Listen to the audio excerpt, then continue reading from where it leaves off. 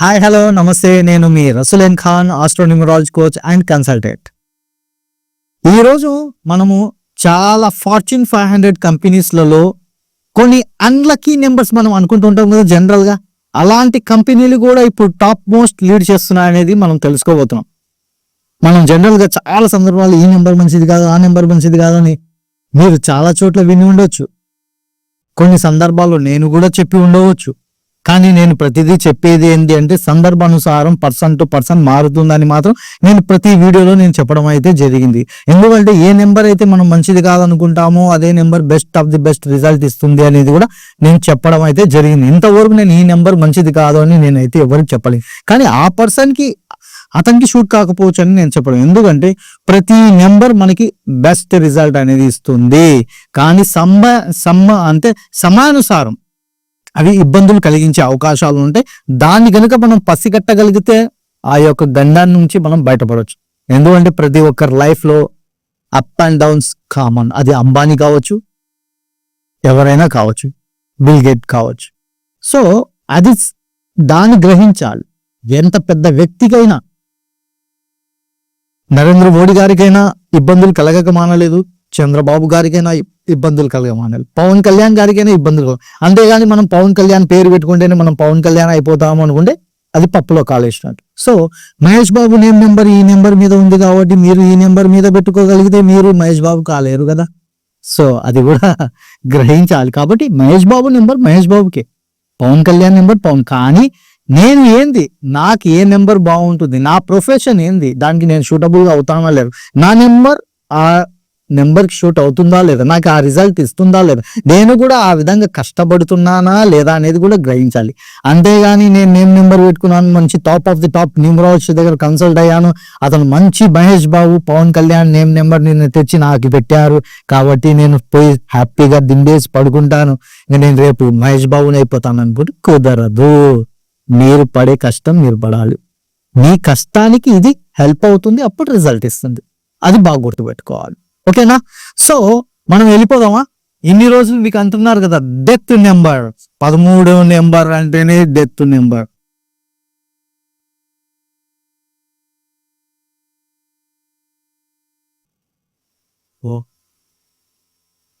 So ఈ 13వ number కుప్పకూలిపోవాలి కదా.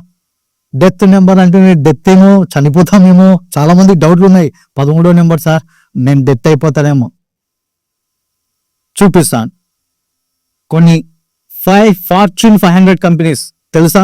అంటే ఈ వరల్డ్ ప్రపంచంలోనే 500 కంపెనీలలో ఉన్న పేర్లు లిస్టులలో మనం చూసుకున్నట్లయితే ఇది కూడా ఒకటి. అంటే వారి యొక్క షేర్ వాల్యూ ఏంది, వారి యొక్క డివిజన్ ఏంది, దేనికి సంబంధించింది, వాళ్ళ 500 కంపెనీలలో వీరి యొక్క స్థానం ఎక్కడ ఉంది అనేది ఆ ఫార్చ్యూన్ 500 కంపెనీస్ లిస్టులలో ఉన్న కంపెనీ నేమ్లలో మీరు అనుకుంటున్న డెత్ నెంబర్ నేమ్స్ నేను కొన్ని ఎగ్జాంపుల్ ముచ్చటగా కొన్ని మాత్రమే చెప్తున్నాను. ఇలాంటివి చాలా ఉన్నాయి. నేను ఇవి సక్సెస్ఫుల్ పీపుల్ నెంబర్స్ లో ఉన్నాయి. రీసెంట్ గా నేను కూడా చెప్పాను. కొన్ని హిట్ మూవీస్ చూసుకున్నట్లయితే అది కూడా 13వ నెంబర్లో వచ్చినట్లు కూడా ఉన్నాయనేది కూడా నేను చెప్తున్నాను. సో కాబట్టి ఇన్ని రోజులు మీరు చూస్తున్న న్యూమరాలజీ వేరు, రసూల్ ఖాన్ వచ్చిన తర్వాత చూస్తున్న న్యూమరాలజీ వేరు. అసలైన న్యూమరాలజీ అంటే ఏంది ఇదే కదా. అంతేగాని ఏదో పైథాగరస్, చాల్డిన్, కబలా, తబలా, లోషోగ్రీడ్లు ఇవి చెప్పుకుంటూ కాలం గడిపితే ఎన్ని రోజులు నడుస్తాం మార్కెట్లో, మనం ఎన్ని రోజులని ఉంటాం. కాబట్టి మోసం చేసిన అంటే మోసం జరిగిన ఎన్ని రోజులు జరుగుతుంది. కానీ చివరికైనా ఆ సబ్జెక్ట్ బయటపడాల్సిందే. సబ్జెక్ట్ ఈజ్ వెరీ జెన్యూన్, నేను ప్రతిసారి చెప్తాను. కానీ ఆ సబ్జెక్ట్ని యూజ్ చేసుకొని మోసం చేస్తున్న వ్యక్తులు చాలా మంది ఎక్కువ అయిపోతున్నారు మార్కెట్లో. కాబట్టి అది పసిగట్టాల్సింది, అది తెలుసుకోవాల్సిన విషయం. ఆ బాధ్యత అనేది మీలో ఉంటుంది. కాబట్టి ఇక్కడ 13వ నెంబర్ డెత్ నెంబర్, అది మీ వోవెల్స్ కావచ్చు, కాన్సనెంట్స్ లో వచ్చినా కూడా మీరు అయిపోయేది, ఇంకా మీ జీవితం నాశనం అయిపోతుంది అని చాలా మంది చెప్తుంటారు. సో పబ్లిక్ తెలిసినది చెప్పాలి కదా, అందరికి ఉన్న విషయం చూపియాలి కదా. సో నైకి తెలియని వ్యక్తి ఎవరైనా ఉన్నారా?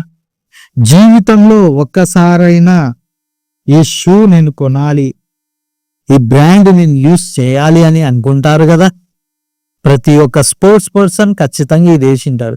ప్రతి ఒక్క పర్సన్ వాకింగ్ కావచ్చు, జాకింగ్ కి కావచ్చు యూస్ చేసే ఉంటారు కదా నైకీ కంపెనీ. ఎంత? 5, 6, 7, 8. Nike 13వ number. డెత్ అయిపోవాలి కదా, మార్కెట్ నుంచి విష్క్రమించాలి కదా, కొన్ని ఏళ్ల నుంచి మార్కెట్ని ఏలుతుంది కదా. చాలా మంది డబ్బున్న వాళ్ళు హోటల్ వెళ్ళి తింటారు, అంటే ఈ యొక్క సంబంధించిన దగ్గర. డబ్బు లేని వాళ్ళు అదే రెసిపీ మన ఇంటికి తెచ్చుకొని తినాలి అనుకుంటారు. మనమే ఇంట్లో చేసుకొని తిందాం, అంత డబ్బు పెట్టి మనం అక్కడికి వెళ్ళలేం కదా, ఒక బౌల్ కొనలేం కదా, 500, 1000 రూపాయలు అలా పెట్టి కొనలేము కదా. సో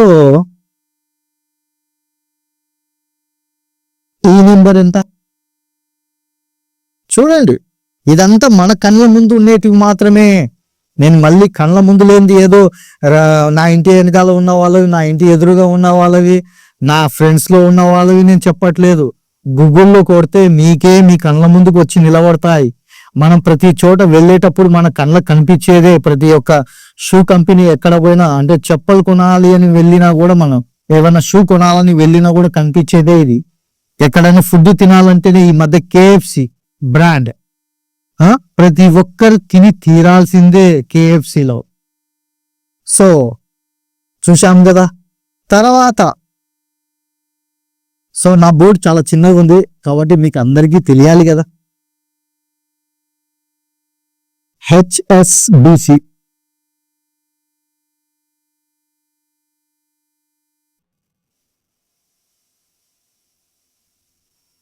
ఇది బ్యాంక్.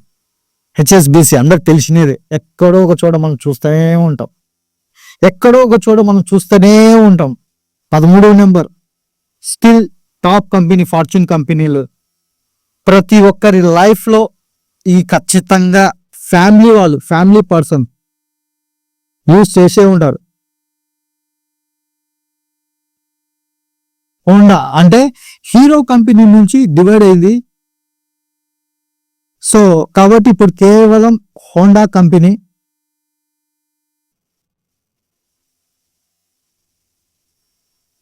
సో దీని యొక్క నేమ్ నెంబర్ కూడా 4, 4 మీదకి వస్తుంది. అఫ్ కోర్స్ ఇది మాస్టర్ నెంబర్, ఇది సమ్ డిఫరెంట్ మనం అనుకుందాం. సో ఇలాంటివి మనం ఎగ్జాంపుల్స్ నేను కోకోలాలు ఇవ్వగలను మీకు, టాప్ ఆఫ్ ది టాప్. అలాంటప్పుడు మనం ఏం చేస్తామంటే, ఇది మీకు ప్రతి సందర్భంలో నేను చెప్పడం జరిగింది, ఒక నెంబర్ ఒకరికి షూట్ కాకపోతే అందరు షూట్ కాదని రూల్ కాదని. ఇది మూఢనమ్మకం. నేను కూడా యాక్సెప్ట్ చేశాను. మూఢనమ్మకానికి నమ్మకానికి లాట్ ఆఫ్ డిఫరెంట్. ఇది బాగా గుర్తుపెట్టుకోడు. గుడ్డిగా తెలియకుండా బ్లైండ్ గా ఎవడో ఏదో చెప్పాడు, మనం నమ్మాం, అది మూఢనమ్మకం. నమ్మకం ఇతను స్ట్రాంగ్ గా బిలీవ్ గా చెప్తున్నాడు, అప్లికేబుల్ గా చెప్తున్నాడు. దీన్ని ఏ విధంగా మనం కూడా ఆలోచించి ఇది ఎంతవరకు రైట్, ఎంతవరకు రాంగ్ అని చూసి ఆచరించి దాన్ని ఫాలో చేస్తే అది నమ్మకం. నమ్మకానికి మూఢనమ్మకం చాలా తేడా. మనం ఏమంటారు, గుడ్డి ఇవన్నీ మూఢనమ్మకాలు అనుకుంటాం. మూఢనమ్మకం అనుకుంటేనే దేవుడు అన్న వాడే లేడు. మనం దేవుడు లేడు అన్న మాట యూజ్ చేస్తున్నందుకే చాలా అరాచకాలు జరుగుతున్నాయి, హత్యలు, రేపులు. ఎప్పుడైతే దేవుడు ఉన్నాడు అన్న నమ్మకం ఉన్నప్పుడు దైవం యొక్క భయం ఉండేది. ఆ భయంతో మనం మాట్లాడే మాట కూడా తప్పుగా మాట్లాడితే శిక్ష అనుభవించాల్సి వస్తుంది కదా. దేవుడు ఉన్నాడు కదా, వింటూ ఉంటాడేమో అన్న మాటతోటి ఎవరు అబద్ధాలు మాట్లాడేవారు ఎప్పుడు వరకైతే దేవుడు అన్న విషయం ఉన్నా. ఇప్పుడు దేవుడు లేదు, ఏమీ లేదు అని చెప్పడం స్టార్ట్ చేశారు. ఏ అయితే నాస్తికులు ఎత్తి కొడితే 130 కోట్ల మందిలో 102% మాత్రమే నాస్తికులు ఉంటారండి, దేవుణ్ణి నమ్మని వాళ్ళు. ఈ 102% ఈ 130 కోట్ల మందినే చేసేస్తున్నారు. వాళ్ళ మాటలు మనం నమ్మాలా? ఈ 130 కోట్ల మంది జనాభా నమ్మకం, మన యొక్క నమ్మకాన్ని పోగొడుతున్నారు. ఆ నమ్మకాన్ని మనం పోగొట్టుకుంటున్నందుకే రేపులు జరుగుతున్నాయి, మర్డర్లు జరుగుతున్నాయి, మోసాలు, కుళ్ళు కుతంత్రాలు ఇవన్నీ జరుగుతున్నారు, భయం భక్తి లేకపోవడం ద్వారా. అదే ఉంటే రేపులు ఉండేటు. అంటే నేను రేప్ చేస్తే, ఒక అమ్మాయికురాలు నేను రేప్ చేస్తే నాకు ఎటువంటి శిక్ష పడుతుందో, ఇక్కడ పడకపోయి అక్కడ మనం నరకంలో పోతాం కదా అన్న ఒక అభిప్రాయాన్ని తీసి పాడేశారు. కాబట్టి ఇంత అరాచకాలు, మర్డర్లు చేసి కుక్కర్లో వండుతున్నారంట. ఎంత కఠినత్వం పెరిగిపోతుంది. మర్డర్లు చేసి గుంతలలో పోస్తున్నారు. ఆడవాళ్ళు, ఈ మధ్య ఆడవాళ్ళు కూడా మగవాళ్ళని విషాలు ఇచ్చి చంపుతున్నారు. అంటే మనం ఏ స్థితికి వెళ్తున్నాం అనేది బాగా గుర్తుపెట్టుకోవాలి. సో దైవికం, ఆ దైవికాన్ని ఎంతో అంతో నమ్మకం ఉంది. అంటే ఎవరి నమ్మకం వాళ్ళది. ఏ దేవుడు ఆ దేవుడు, ఏ రిలీజియన్ ఆ దేవుడిని నమ్ముకోండి. అంతేగాని నీ వాడు గొప్ప. మనం అంటాం కదా, చదువు మనకి లోకాన్ని జ్ఞానాన్ని ఇస్తుందని. మళ్ళీ ఇంత చదువులు, పిహెచ్డీలు, పీజీలు చేస్తున్నారే, మళ్ళీ నీ జ్ఞానం ఎక్కడ పోతుంది? సో చదువు రాకున్న వాడు అంటే వాళ్ళకి ఏమో తెలియదు అనుకుంటున్నాం. అంటే మీరు ఇన్ని చదువులు చదువుకొని నీ దేవుడు గొప్ప, నా అందరి దేవుడు గొప్ప. మనం చూడండి, చదువుకున్నంత వరకు అందరం కలిసే ఉంటాం కదా. హిందూ లేదు, ముస్లిం లేదు, రెడ్డి లేదు, కాపు లేదు, ఎస్సీ లేదు, ఎస్టీ లేదు, అందరం కలిసి ఒకటే స్కూల్ చదువుతున్నాం. మళ్ళీ అక్కడ లేనిది అదే ఫ్రెండ్స్ మళ్ళీ మ్యారేజ్ లో వెళ్తుంటాం కదా. ముస్లిం మ్యారేజ్ కి వెళ్తారు, ఈ క్రిస్టియన్ మ్యారేజ్ కి వెళ్తారు, హిందూ మ్యారేజ్ కి వెళ్తారు, ఫ్రెండ్స్ టెంపుల్ కి వెళ్తారు, మస్జిద్ కి వస్తారు, అంతా చేస్తున్నారే. మళ్ళీ అది లేనిది మనం వచ్చి కొద్దిగా డివైడ్ అయిపోయి ఏదైనా దీనిలో ఉండిపోతే ఎవడో పిచ్చోడు వాడు కేవలం వాని యొక్క సొంత లబ్ధి కొరకు మాత్రమే మనకి పెట్టే నిప్పుల కుంపటిలో మనం అందరం పిచ్చోళ్ళమై మనం యొక్క హిందూ ముస్లిం భాయ్ భాయ్ అనే ఆ స్లోగాన్ని తీసే పాడేశారు. ఆ స్లోగాన్ని యూజ్ చేయడం మానేశారు. కాబట్టి మనకి ఒకరి మీద ఒకరు కక్షలు కుతంత్రాలు జరుగుతున్నాయి. కాబట్టి మనకి ఇంకా ఎటువంటి బాంబులు అవసరం లేదు, ఎటువంటి ఇది మూడో ప్రపంచ యుద్ధం అవసరం లేదు. యొక్క యుద్ధం చాలు. మనుషుల మధ్య మనం చిన్నప్పుడు నేర్చుకున్నాం కదండి. ఒక నలుగురు కలిసి ఒక నలుగురు ఉంటే ఒక్కరి కట్ట ఒకరు చిన్నప్పుడు ఇచ్చారు కదా. నలుగురు కలిసి విడగొట్టలేరు, కేవలం ఒకరు ఉంటే విడగొట్టేస్తారు. ఇట్లా అయితే ఈజీ అవుతుందని మనం చిన్నప్పుడు నేర్చుకున్నామే, మన బుక్కులు చదువుకున్నామే. ఎక్కడ పోయింది ఆ ఇంకిత జ్ఞానం? మనం అందరం కలిసి ఉంటే, ఒక కుటుంబంలా కలిసి ఉంటే మన దేశాన్ని కాదు కదా, మనల్ని ఎవడు విడగొట్టలేడని నేర్చుకున్నామే. అంతకన్నా ఇంకిత జ్ఞానం లేదా మనకి? చదువులు ఇంత పెద్ద పెద్ద చదువులు చదువుకున్నావు, మళ్ళీ నువ్వు నీ దేవుడు గొప్ప, నా దేవుడు అందరికి గొప్ప, అది ఎవరి దేవుడు వాళ్ళకి గొప్ప. రెస్పెక్ట్, ఒకరికి నువ్వు మర్యాద ఇవ్వు, ఆటోమేటిక్ అతను మనకు మర్యాద ఇస్తాడు. అఫ్ కోర్స్ ఉంటారు అక్కడక్కడ పురుగులు ఉంటాయి. ప్రతి మంచి నాశనం లేపుతా అంటే ఒక పంటనే నాశనం లేపుతా అంటే చీడ పురుగులు ప్రతి ఒక్క క్యాస్ట్ లో ప్రతి ఒక్క చోట ఉంటాయి. అటువంటి పురుగులను మనము వేరు చంపేయాలి. అంటే చంపాలంటే వాళ్ళ మనసును చంపాలి, వాళ్ళని మనలోకి తీసుకురావాలి. అంతేగాని వాళ్ళని చంపడం అని కాదు, శారీరకంగా కాదు, వాళ్ళ యొక్క మానసిక స్థితిని మనలోకి తీసుకురావాలి. అరే వాడు గొప్పని, మనం గొప్పని. వాళ్ళు కొట్లాడలేదు. ఏ రాముడు నేను గొప్ప అని చెప్పలేదు, ఏ జీసస్ నేను గొప్ప అని చెప్పలేదు, ఏ అల్లా నేను గొప్ప అని చెప్పలేదు.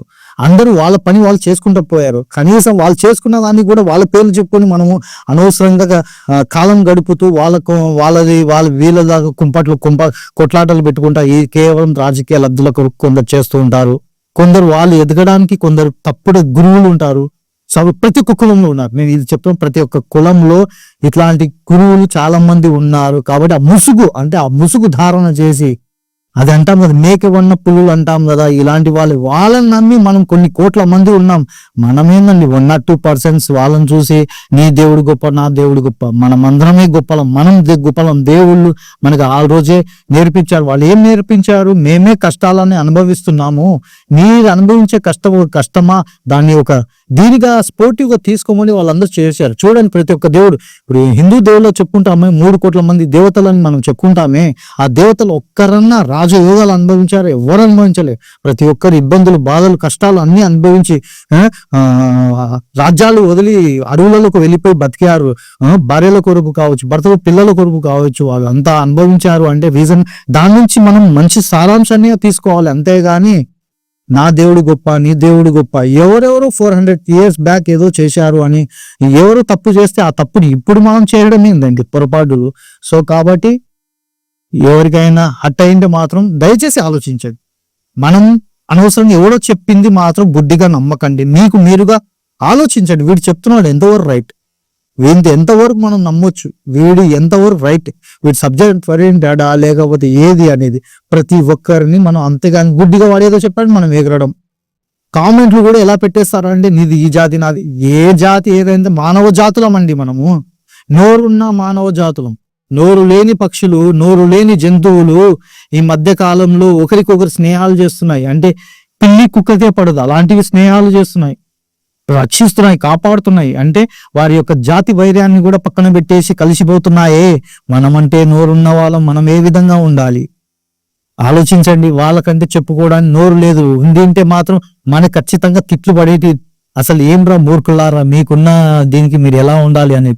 మనకుంది ఏం లాభం? సో కాబట్టి ఆలోచించండి ఎప్పుడైనా కూడా. నేమ్ నెంబర్స్ అంటే ఎవరు ఏం చెప్తున్నారని ఎవరు వాళ్ళు రియలైజ్ కావాలి. సో అర్థమైంది కదా, మనం డైవర్ట్ అయిపోయినాం సబ్జెక్ట్ నుంచి. సో ఈ విధంగా అంటే ఇలాంటివి నేను చాలా కుక్కోలాలి ఇప్పుడు అప్కమింగ్ లో నేను రియాలిటీలో మీకు తీసుకొస్తాను. ఆల్రెడీ మీకు కొన్ని వీడియోస్ కూడా నేను పెట్టడం జరిగింది కంఫర్టబిలిటీ గురించి. కాబట్టి ఇది పర్సన్ టు పర్సన్ మారిపోతుంది. కాబట్టి న్యూమరాలజీ అసలైన పర్ఫెక్ట్ గా ఏ విధంగా ఉంటుంది. ఓకే, ఈ వీడియో కనుక మీకు నచ్చినట్లయితే లైక్ చేయండి, షేర్ చేయండి, సబ్స్క్రైబ్ చేయడం మాత్రం మర్చిపోకండి.